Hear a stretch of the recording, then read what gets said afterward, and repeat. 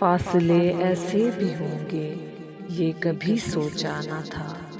सामने बैठा था मेरे और वो मेरा न था। वो कि खुशबू की तरह फैला था मेरे चारों सू। मैं उसे महसूस कर सकता था, छू सकता न था।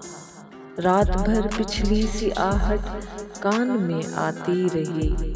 झांक कर देखा गली में कोई भी आया न था। मैं तेरी सूरत लिए सारे जमाने में फिरा, सारी दुनिया में मगर कोई तेरे जैसा न था।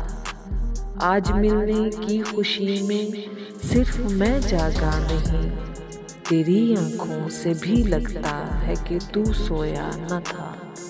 ये सभी वीरानियां उसके जुदा होने से थी। आंख धुंधलाई हुई थी, शहर धुंधलाया न था। सैकड़ों तूफान लफ्जों में दबे थे ज़ेरे लब। एक पत्थर था खामोशी का कि जो हटता न था। याद करके और भी तकलीफ हुई थी अदीम। भूल जाने के सिवा अब कोई भी चारा न था।